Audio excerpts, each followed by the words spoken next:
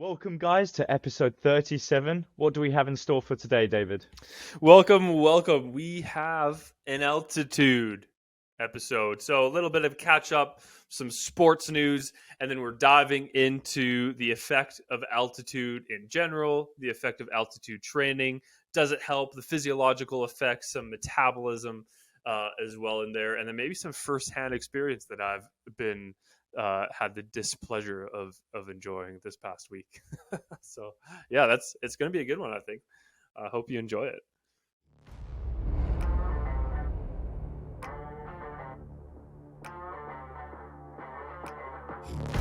So welcome everyone again, 37. He's David, I'm Matt. Let's jump right in.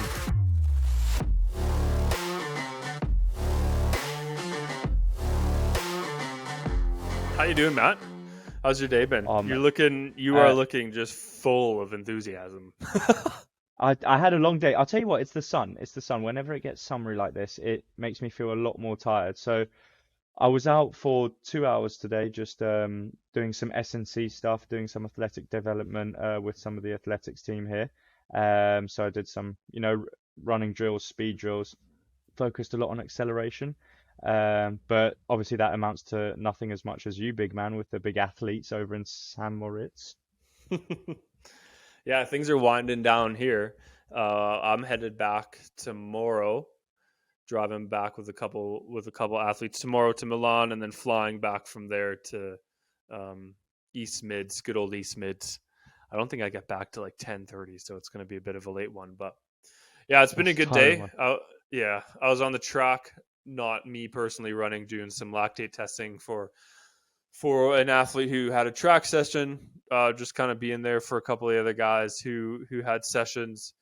And then went to the next town over because there's some really nice trails, and that's where they always have been doing their like Sunday long runs.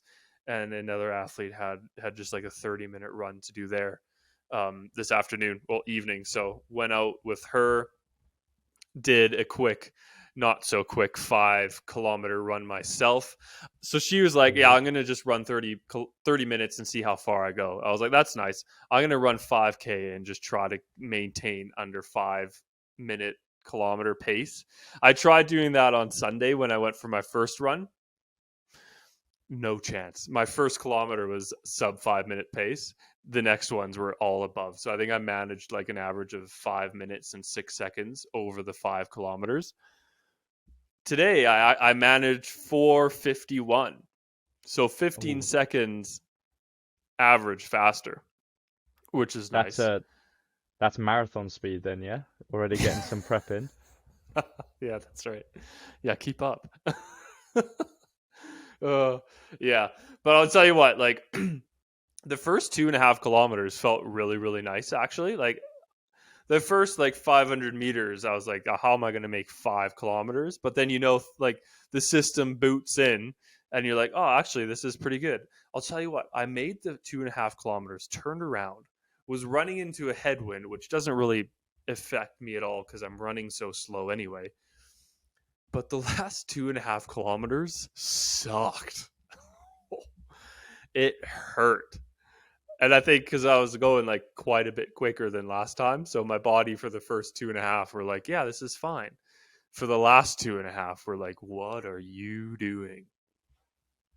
So mate, I try to make a little. But it's not a bad pace to run though, is it? Like what? Like, what do you mean? Like it could be worse. At least it's like a fresh environment. You know when you've done the same route like 20 times and then you're like, oh, here comes the 2.5K. Yeah. Oh, it's gorgeous. You're in this massive valley, huge mountains on either side of you. You run right along this like river, and all the snow's melting, so it's just crystal clear, the water. It's pretty incredible. Not that I can see it because I'm crying. There's sweat dripping into my eyes. I'm seeing stars everywhere. Mate, taking it all in. I'll tell you what, mate, that doesn't sound half bad. I've just realised that I've blended into my environment today.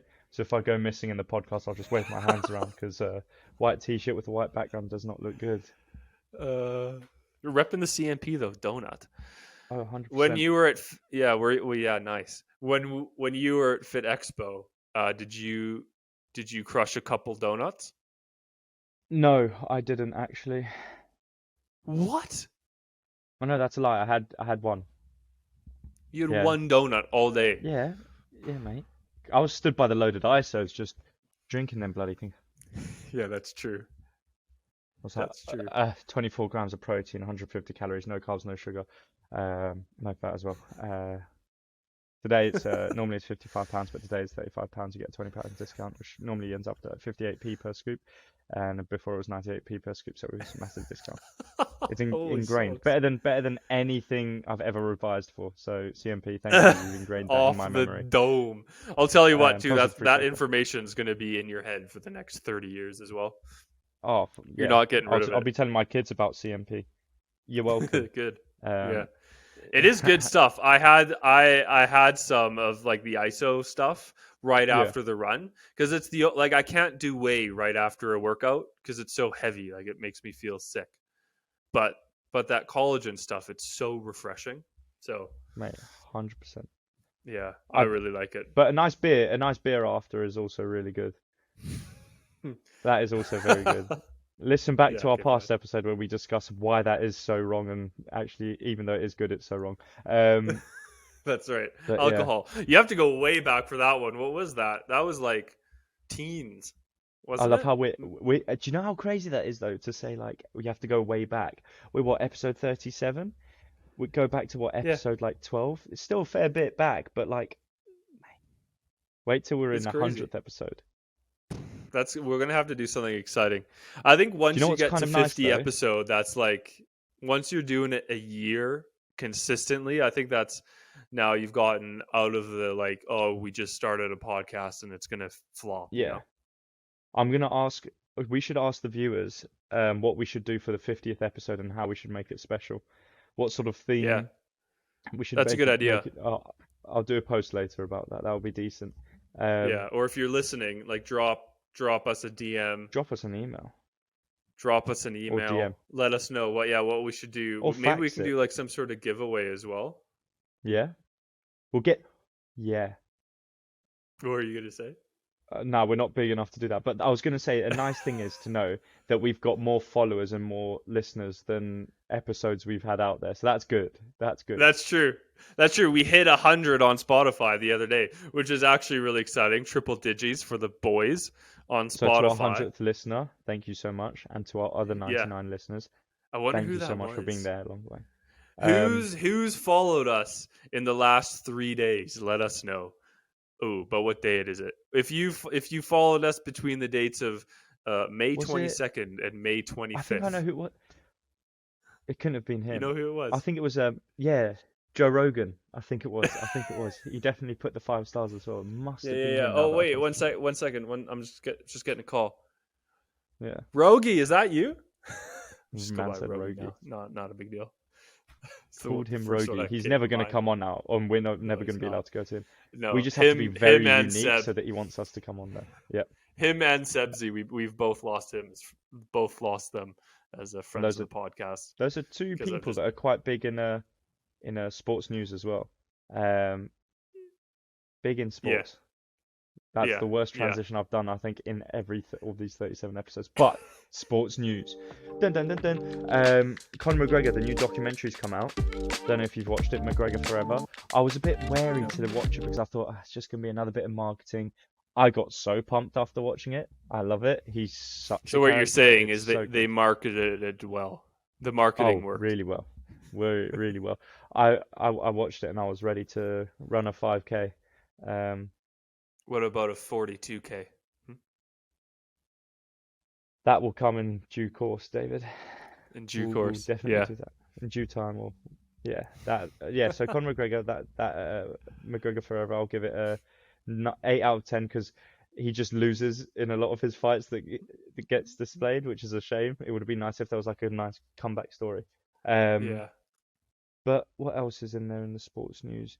Well, the next topic of sports news is McLaren have released their new livery for their car whilst they're in Monaco.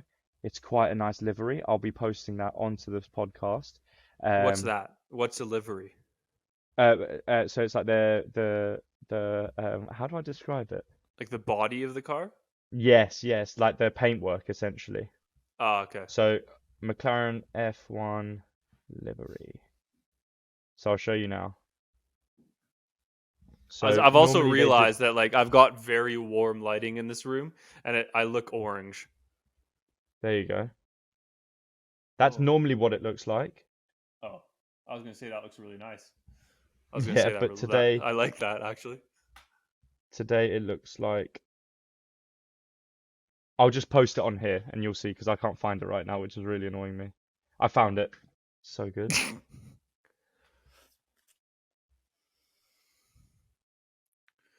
And they're calling it Ooh, the Triple Crown. For the viewers, I will post. it looks more classic. They've For the gone for like a 100 classic listeners, vibe. it's white, black, orange, I think. Looked like it. It is white, black, orange. So that's Nice. for the I'm listeners. glad you know your Um, colors. cheers, bro, cheers. Um, and also, I think a couple of days ago now, Arsenal have bottled the Premier League. They lost 1-0 to Nottingham Forest. Very funny. I saw So that. Man City have won that. Brilliant.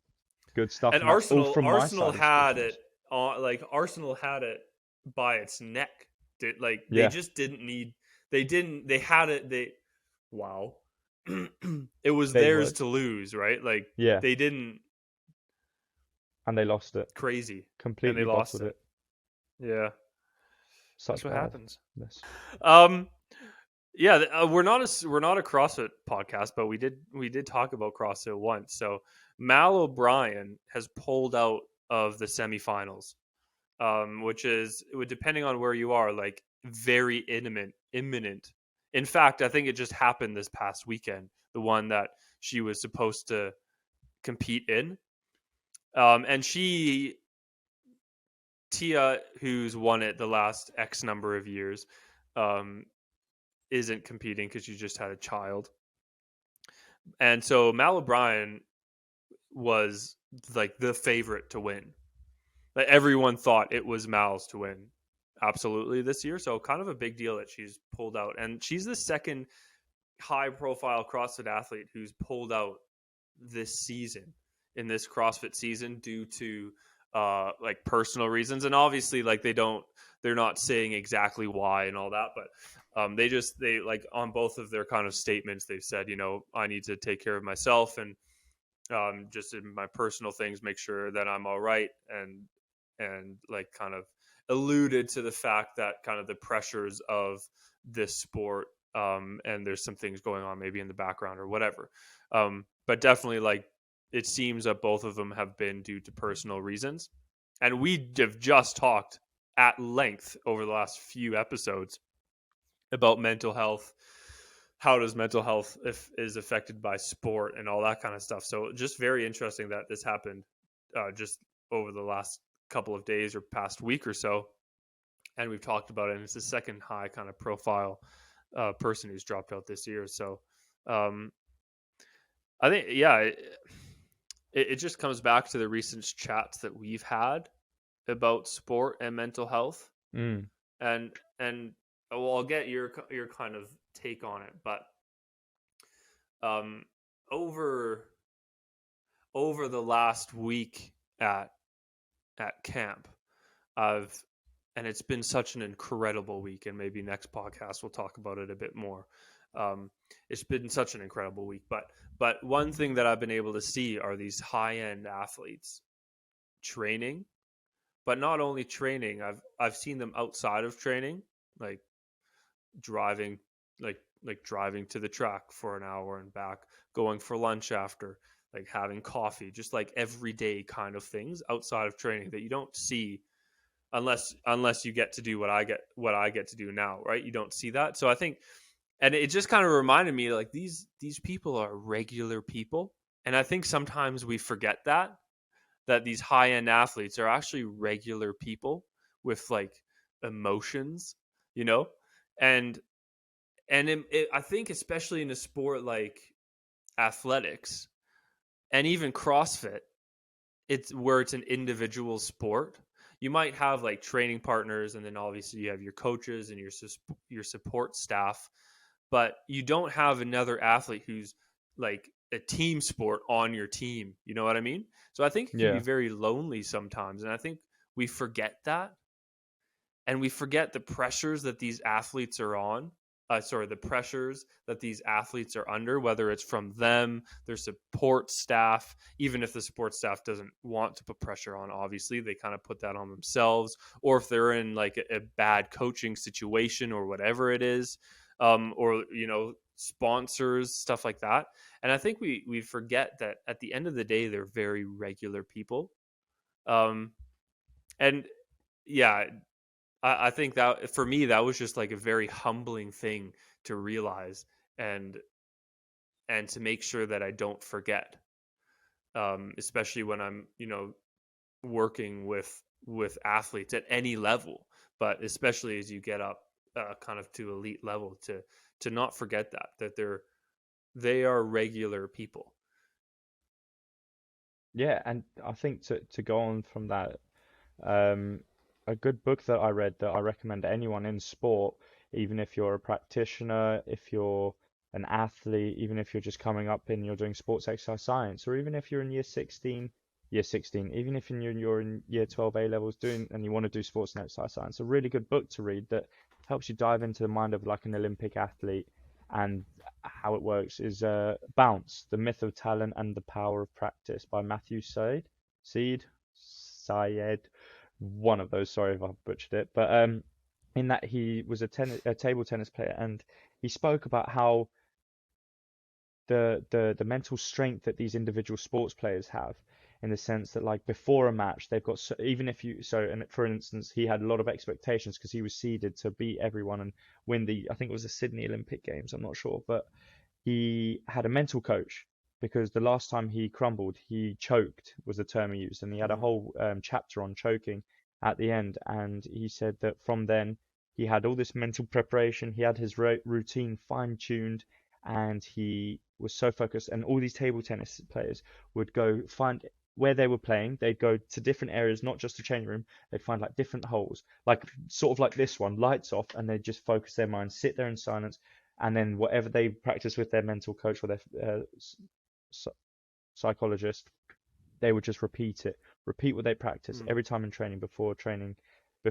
they'd think about it, go through it, and you don't understand. And something actually in McGregor Forever that you see is the even though you're surrounded by 10, 20 people when you're getting prepared for your fight, when your hand's getting strapped up, you're still the only one there. You're still the only one that takes that walk up to that stage.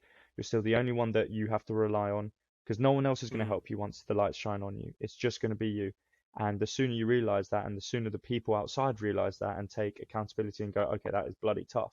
Because I sat there and I mm, went, I genuinely don't think I could do that because I know they've been doing it for multiple years, but still to be that fine-tuned. And in the end, Matthew, he did choke, I think, in that instance, and he said once he choked, he just couldn't. mm, At that moment, he was just, and then it's just once you go afterwards, after losing that game, after McGregor lost, you're just sat there once again, back in silence, back by mm, yourself. Everyone can say whatever they want, mm, and it still won't make a difference until mm. you're still so lonely because at the end of the day, you're the only one that can pull yourself out of that hole. And people sometimes It's forget so about it's that. so interesting. That's the exact same. Like it's an individual sport, and like you said, you have so many people around you, but at the end of the day, you're the only one in that situation, and you need to Yeah. go out and perform. And if it goes well, it goes really well, and if it goes poorly, you're the one who did it, and that's what's going through your head. You're not thinking, oh, this person did that, this person did that, right? It's you ran it, you fought, and I think that it can be so lonely. Lonely is a different word, but there's another word that I'm thinking of. Ah, I can't think of it. Ostracized. Anyways, no, but it can be isolating. It's so There you go. isolating. Yeah, that's Ostrich. the word. And for me, I think kind of going through that at camp and coming to that realization and watching these athletes train and what they go through, but then also seeing that they're very regular people, in these Mm. unbelievable circumstances with this great talent, that my role as whatever it is, whether it's a physiologist or whatever it is, S&C coach, is my role goes way beyond that.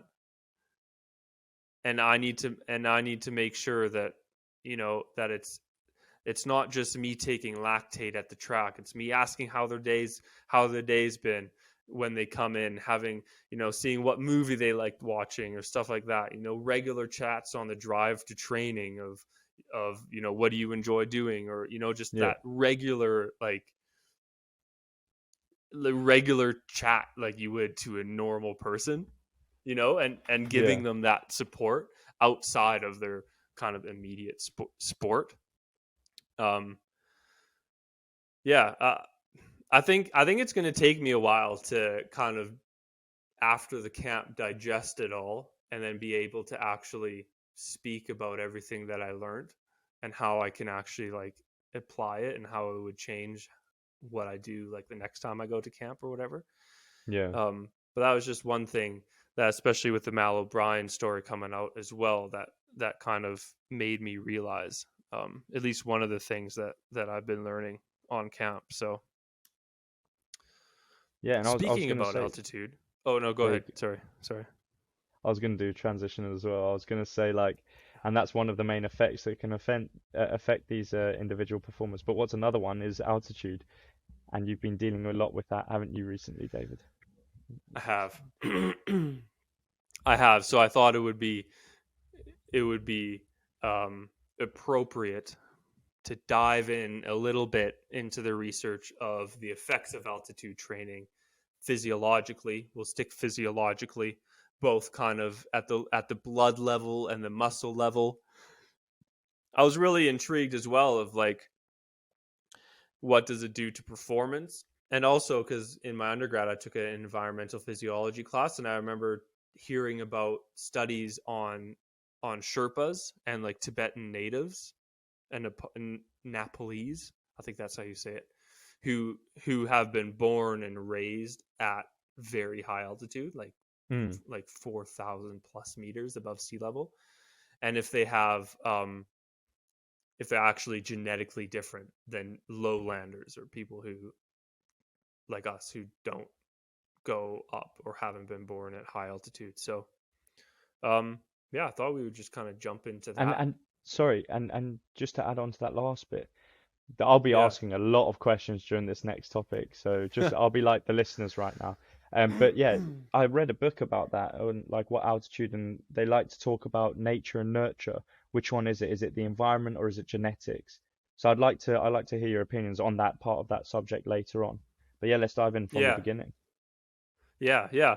So I guess the effects of altitude training, and I think it's sometimes difficult because there's levels of altitude, obviously. So you need to make sure that you're, like, when you're reading, or when I was reading studies and the effects of altitude, it was really important to understand like how high they went. Because right now I'm at 1,800 meters above sea level. Don't ask me what that is in feet. Times it by 3 if you're listening and want to know the feet. And so that would be considered like moderate altitude. And a lot of studies have actually been done at high altitude, at like 5,300. The classic one is you go to Everest Base Camp, and they take a bunch of stuff there and do tests there. And that's at 5,300 meters. So like the level of adaptation can be quite significant. But let's talk about it in terms of performance. Physiologically, when you go to altitude, the immediate acutely what happens is there's actually it bugs me sometimes when people say this, when there's less oxygen. When people say there's less oxygen at high altitude, there's not, the percentage of oxygen in the air is the same. It's 20.9 or 21% oxygen in the air at sea level, all the way up to like the end of the atmosphere. There's the same amount of, the percentage of oxygen doesn't change, but the pressure changes. So the barometric pressure is way lower. And so that means the partial pressure of oxygen is lower. So the difference, because our body uses like partial pressures and pressure gradients to move oxygen from one area to the next. So like, for example, normally the partial pressure of oxygen in your alveoli, so like the sacs of your lungs, is about 104 millimeters of mercury at sea level. On the other side of that is your red blood cells that the oxygen needs to get into, and the partial pressure of oxygen in your veins in your lungs that are looking to get to be loaded up with oxygen. The partial pressure of oxygen there is usually about 40. So there's like this 64 millimeters of mercury difference between the two sites, right? So because one's higher, oxygen is going to naturally diffuse over to the lower side because there's less pressure there, right? Yeah. And then that happens all the way down the chain. So once it gets then to your muscle and then into your muscle, et cetera, until it gets to actually like your mitochondria, where aerobic respiration happens, because the mitochondria is the powerhouse of the cell. Everyone knows that. When you go to altitude, the partial pressure of oxygen is less depending on how high you go. So where we are right now, the partial pressure of oxygen is about 20% less than normal. So it's about 80. So instead of there being a 64 millimeter of mercury difference of pressure between the lungs and blood, there's now only, was that 40? Yeah. 40 millimeters of mercury difference. And at the lungs, that's not a huge deal. Like usually you can still get like full saturation, but the problem is once you get down to the muscles, the pressure differences become less and less and less. And now all of a sudden, the muscles not as more. much oxygen's getting over because the pressures are different or not as different. So that's the problem. And this is really interesting. Above about 8,000 meters altitude, it's called the death zone above that. Yeah. And the pressure can be so low that once it gets to the level of the tissues, the pressure in the tissues can sometimes actually be more than the pressure of oxygen in the blood. So then then oxygen actually travels out of the tissues into the blood because the gradients swapped. Yeah, and I think I remember it was like I saw a movie about it, about Everest, people climbing up. It's when your body just can't acclimatize anymore. Like there's no point training for it because you can't So live on it. above 8,000 meters is considered the death zone because you can't actually survive because the pressure is so little. Sometimes oxygen actually gets out of your muscles because the gradient is swapped over, which is nuts. Mind-blowing. Hey? Yeah. So that's what happens. That's the problem with altitude. Acutely, so immediately what happens is your body's like, shoot, we need more oxygen. To our muscles, we're going to increase heart rate, so increase cardio output to get more blood around. And we're also going to increase breathing to try to take more breaths in to get more oxygen. And that's really interesting as well, because in normal conditions, actually, the level of carbon dioxide in your blood is what drives you to breathe. So normally the baroreceptors, which measure pressure, it's the pressure of carbon dioxide in your blood that drives your body to breathe the amount that it does, which is really interesting. And it's not until there's quite significantly lower amount of oxygen that your body says, hey, we need to breathe more to get more oxygen in. It's like we need to breathe to expel this carbon dioxide usually. And so what happens sometimes at altitude, and I noticed this a little bit, not severely, but a little bit, is you can actually, especially when you sleep, because you're not controlling your breathing as much, you actually start hyperventilating because your body's saying breathe more, get more Yeah. oxygen, but you're hyperventilating, so you're breathing out all of your carbon dioxide. And at some point, your body says, whoa, we have Slow no more down, man. carbon dioxide. Yeah, We yeah. don't need to breathe. And then you stop breathing. And at altitude, people, so they get like sleep apnea. So people will wake up in the middle of the night, gasping for breath, feeling super out of breath. And they're like, what was that? And it's because they actually stop breathing. Because the body's like, we have no CO2, we don't need to Yeah. breathe. And then the oxygen plummets, and then your body's like, what are you doing? Breathe. Mate, So it's quite. that's crazy, isn't it? Like the Yeah, no. balance between the two. And to try get that right, so like, how would you actually, like, is there any way you can possibly, how would you combat that? Do you know what I mean? Like, Yeah. Well, your body eventually acclimatizes to it. So how like long? long term, what happens is like, hey, the body says we need more red blood cells, Mm, and it releases what's called erythropoietin or EPO, which people take when they blood dope. What's the cyclist's name? Totally forgot his name. Lance Armstrong Mind blank. Lance Armstrong. Thank you very much. and TJ That's what Dillashaw. he. There's another That's what he fighter. did for years. Yeah. So they like inject themselves with EPO, which is the hormone that tells our body to make more red blood cells. But when you go to altitude, it's natural. So we release EPO. Our body makes a ton of red blood cells, which means we have more hemoglobin, which means our blood can carry more oxygen. And then because of that, I think it balances out. So no, your body is not driven anymore to breathe because of the low partial pressure of oxygen in your blood. That is if you're obviously not at such a crazy high altitude where even if you gain a lot of red blood cells, you still at such a low level of oxygen in your blood that you still have to breathe more. But like here, it's not high enough that would be a problem. But anyways, that takes about like So 14 days before you see a marked increase in red blood cells. Yeah. just to go deep into EPO for a bit, just to give the listeners a bit more. I quickly did a search, right? Listen to this though.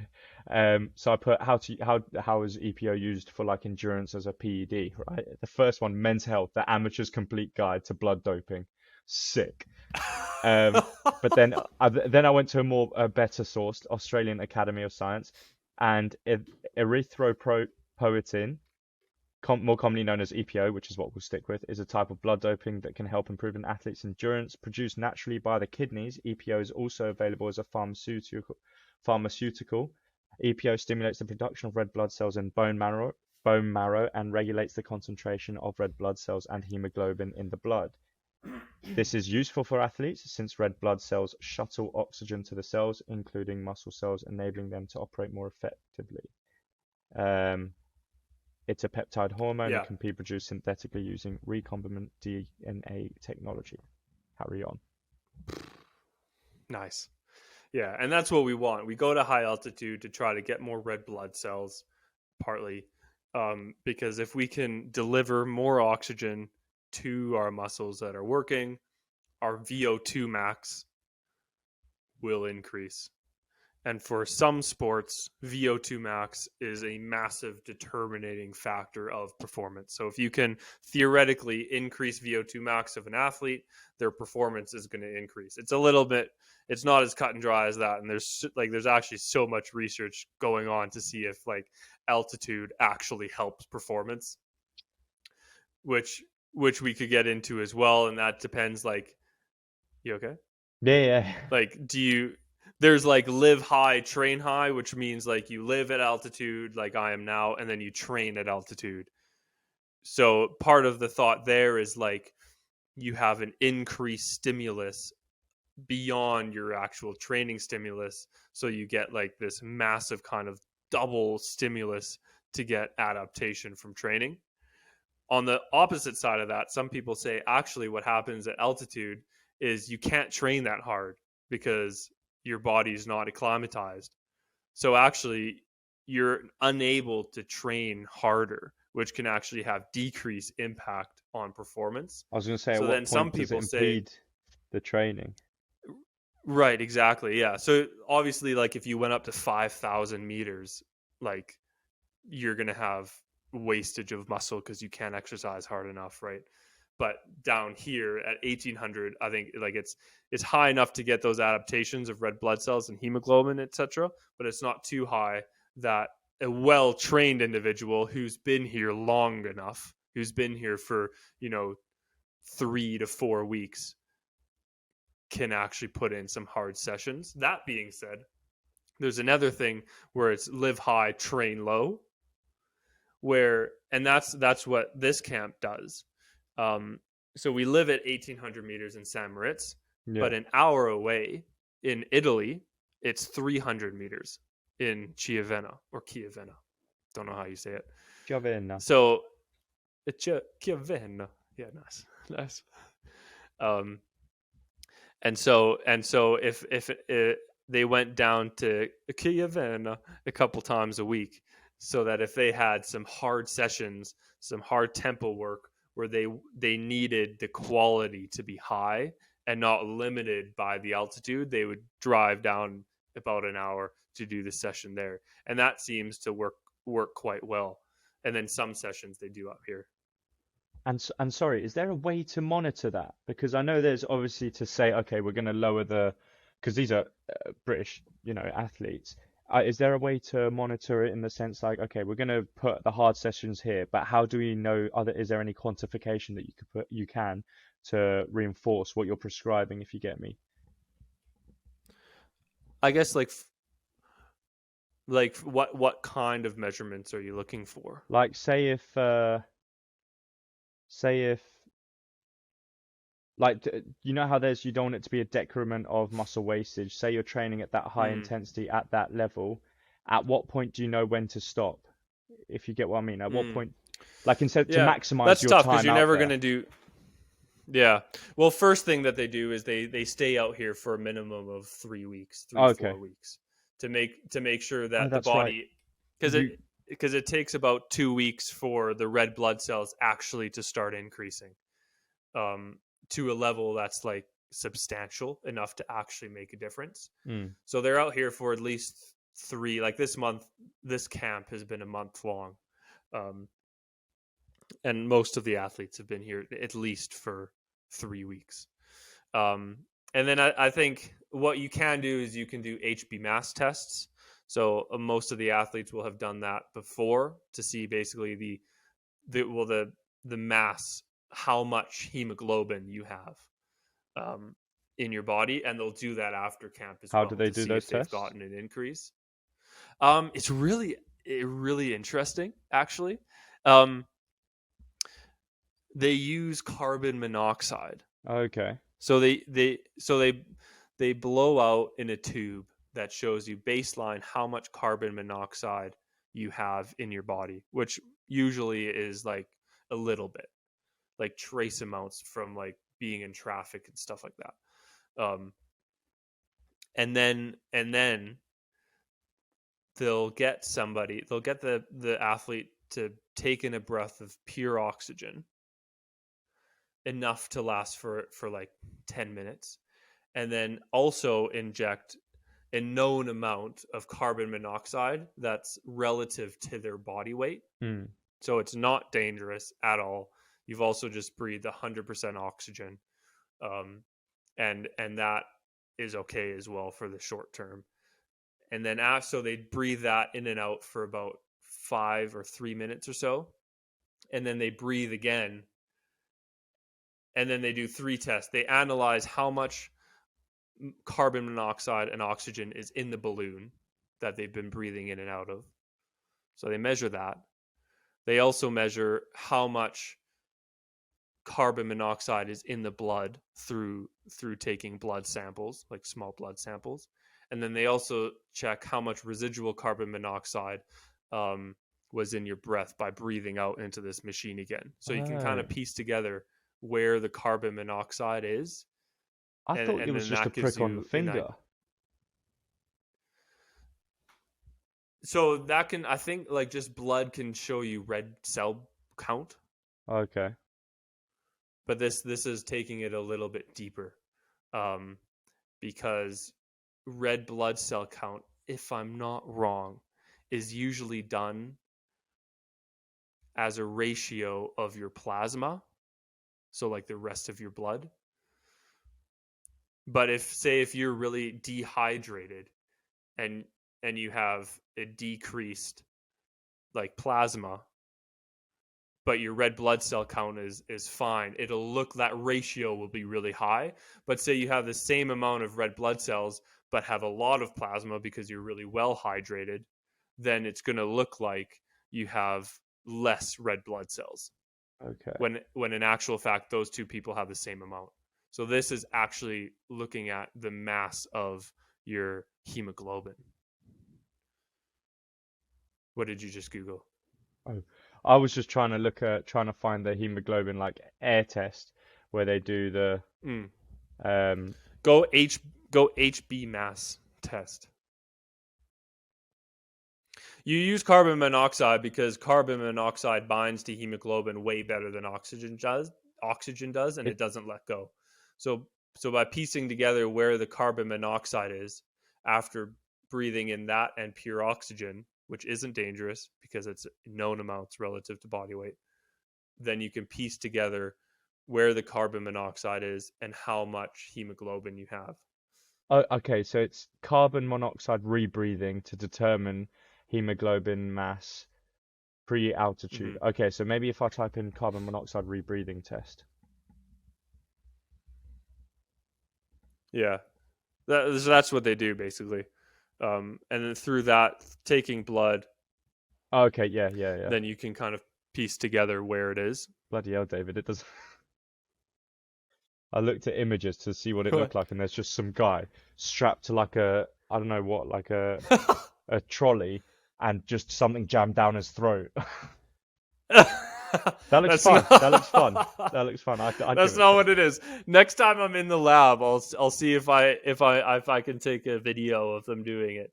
They breathe into this tube that's not jammed down their throat, and then there's this thing that they like have to hold on to, and then just put their mouth around one end of it. On the other end of it is the balloon that they breathe in and out of, that's filled with Okay. pure oxygen and a little bit carbon monoxide.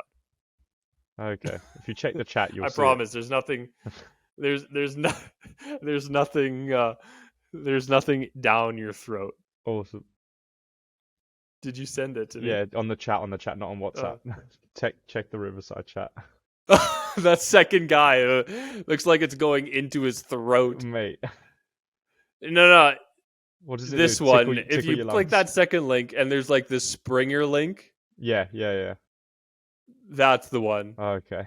Yeah, well, we'll have to pop it up. I'll see if I take a video of it. Anyways, bit of a tangent, but yeah. So that's how they test it. And I think like if you know that you have a session that's a speed session where you're doing like 400s or 200s where you want specific times, where you want like your splits to be, I don't know, 30 seconds. And you don't want them, you maybe like 29 to 31 is okay, but anything else would be kind of not what you're looking for, and you want to keep tight splits. That's when they go down and do it in low altitude to make sure that your training is high quality still. And then kind of your longer runs, or maybe a couple at the back end, more of the back end of camp when you're a bit more acclimatized, you do harder sessions up there, or your longer runs. So yeah, and that seems to have good impacts. I mean, there's been studies that show that increases VO2 max a lot, especially in people who are less trained. There's probably a less of a difference than at people who are very well trained already, both in VO2 max increases as well as red blood cell counts. But then again, when you're thinking about athletics, when there's like the difference between first and fifth is like less than a second, gaining, like we've talked about, that 1%, that 0.5% advantage is huge, isn't it? So, and it seems also to be very individualized, which I guess everything kind of is anyways. So lots of like people adapt differently. But yeah, that's kind of what the physiological effects in terms of performance, what happens. A couple other things: your viscosity of your blood increases. So like the thickness of your blood increases Yeah. because of more red blood cells. And also, so like when you go to altitude, your sympathetic nervous system is just through the roof because it's like, what's going on, right? So your thirst decreases, your hunger decreases. Not only that, your urination increases because your kidneys release more bicarbonate to try to buffer the lactate that's being produced at much higher rate because you're in a more anaerobic state. But what that causes is your pH of your blood to increase, so alkalosis happens, and so you urinate more to try to bring down your pH in your blood. That's more of at like a regular zone. And also you pee more because your body is getting rid of water that it doesn't want to take the energy to warm up. It's like, we're expending so much energy now because we're at high altitude. Let's get rid of excess water so we don't have to work to heat that water up. So you're not only are you drinking less, but you're getting rid of a lot more water than usual, and your blood's getting thicker. Oh, so it's So incredibly important to rehydrate. Like it's important to have fluids then. yeah, especially for like obviously anyone, but especially for athletes who are needing to recover. When they're expending so much making effort, yeah. sure that they're eating enough, because you're like, the first 2 days I was up here, I wasn't hungry at all. Like making sure you're eating enough, making sure that you're drinking a lot of fluids, making sure those fluids like aren't just water, but like electrolytes, Yeah. kind of higher in sodium as well, so that your body tries to like keep that water to regulate the sodium that you're intaking.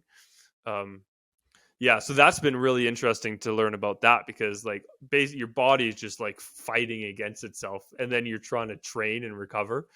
So to make sure that you're on top of that is absolutely crucial. That's all I have for like kind of the performance impacts of altitude. There's been some interesting studies, and maybe I'll go into this really quickly before we have to wrap things up. Go ahead. But there's been really interesting studies looking at Nepalese and populations of people who actually have been born and raised at high altitude. So there's one study that looked at Sherpas against lowland individuals, or lowlanders is what we'll call them. And basically what they did is they took them both to the Everest base camp, which is 5,300 meters above sea level.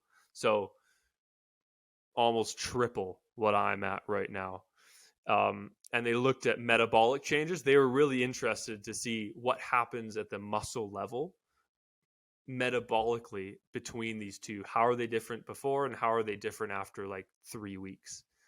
And see what kind of what kind of differences there are. So what they found actually is Sherpas had metabolic changes that allowed them to create ATP, or energy, better through anaerobic means like glycolysis. So they didn't need oxygen. They could do it better without oxygen. Yeah. But they were also able to buffer lactate better as well, which is interesting. And they also had mechanisms to deal with oxidative stress better. So a big problem with anaerobic glycolysis, or creating energy without oxygen, is you get these free radicals, like species, which are actually quite harmful to you. But they were able to deal with that better as well. And they were also more muscularly efficient. So they were able to use the oxygen more efficiently than the lowlanders. And actually, the lowlanders, in both cases, mitochondrial density, so the density of, or the amount of mitochondria you have, actually decreases, which is which is bad. I wonder if that's kind of like a use it or lose it kind of scenario. So there's not enough oxygen around to need all this mitochondria, so it just disappears, Yeah. which is interesting. But basically, what they found is that actually the Sherpas had like genetically different systems that they were actually able to handle the low oxygen environment better than lowland individuals, which is really interesting. Okay. It's Yeah. it's sort of like the Kenyans, and there was this book like Running with the Kenyans, where Mm. it's just this guy that spent a couple months living with them, discovering the secrets of the fastest people on earth, and it was so interesting. I remember Mm-hmm. one little story he said he woke up and already the people that he was living with had completed a marathon and were eating breakfast, and then he said, okay, what are you going to do later? He goes, oh, maybe do a bit of work and then we're going to run a marathon later tonight. And he was like, well, hold up. Well, wait a minute. We're all going to carry the boats, not Hang just on a you second. guys. I want to carry some boats. But I think, and then there's a paper by Wilbur and Pitziladis, butchering names today, in 2012, and then it's titled Kenyan and Ethiopian Distant Runners, What Makes Them So Good? And they devised several factors that have been proposed to explain the extraordinary success of all these like Kenyan and Ethiopian runners. Um, Obviously, there was some genetic predisposition, but it was interesting to see that they've developed like a high maximal oxygen uptake as a result of like the extensive time spent doing all different activities that require energy expenditure at those sort of altitudes. So like even something Mm. as walking and running, just casual tasks, by doing them at an early age, it's allowed their bodies to adapt and well, it's become advantageous for them. And another thing, as you said earlier, relatively high hemoglobin, and a development of a good metabolic. There you go, saying it in my own special terms. There you go. Metabolic economy and uh, efficiency. Mate, get me back outside. Get me in the sun, man. Get me running with these Kenyans. Should we just go there? We should go there. But no, Yeah. Next podcast, episode 38. even based on their somatotype and like lower limb characteristics, they were found to have really, really short torsos, but their lungs, the running gait of some of these it's Oh, ridiculous. It's the way they can it's reach long. so far and Mm. just recover. Like there's no energy or Mm. any, yeah.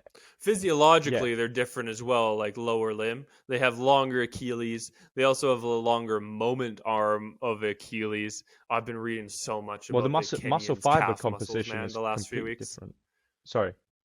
Yeah. Yeah, yeah. No, it's fine.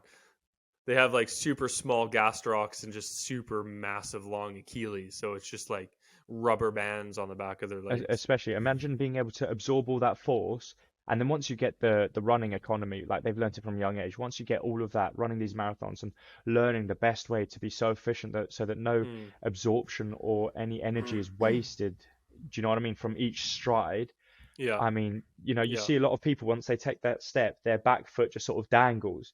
These lot, they've taken that back step and it's already here to it's Mm. cyclical to perfection.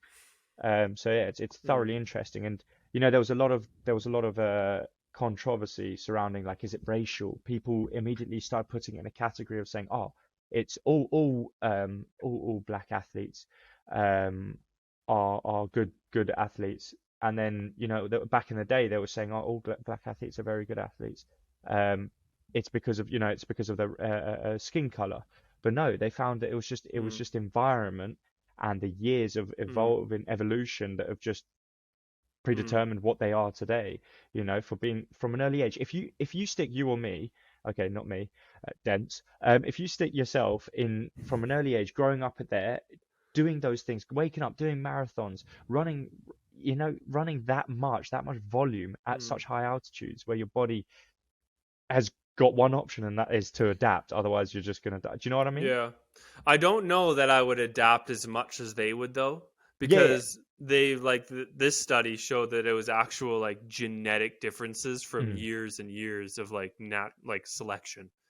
Um so definitely like I would be better off today if I was here since a child. But say if I moved here and then my grandkids, Yeah. kids, Let me. would actually have it in their DNA to be able to I've got a. use it I've, better. Definitely that'd be sick. But yeah, so just get a little bit about altitude. Really, it's definitely shown to improve performance if done right. If it's not too high, and if you're able to still have extremely high quality training. And sometimes, VO2 max isn't the best determination of performance in some events, right? Some events actually, like top running speed is the better performance yeah. determinant, but it definitely helps. So, especially in like 1500, 5000 meter events, where you do need your anaerobic and aerobic systems like firing on all cylinders. So, but yeah, we'll leave it there. It's been a great. I really enjoyed kind of getting back into environmental physiology and Yeah. reading some papers. So maybe next time we should do like what happens deep sea diving and stuff like that. Go the other way. That would be Do amazing. do one on that. But if you have any questions, let us know. I'll toss the papers that I read in the description. Amazing stuff. If you have questions, and you're watching on YouTube, let us know in the comments. Let us know what you thought about this in the comments or any clips on our Instagram page. Follow us on Instagram. Thank you for 100 followers on Spotify. That's exciting stuff. I'm excited. And yeah, definitely, if you like the podcast, follow us, subscribe. Definitely share it. We would love for you to share it with your friends and family so that we can just go on this ride together. 100%. Learn some exciting things. Amazing. Thank you so much, everyone. Yeah. Matt, take us out. David, we're out. This is the RSS podcast. We're out.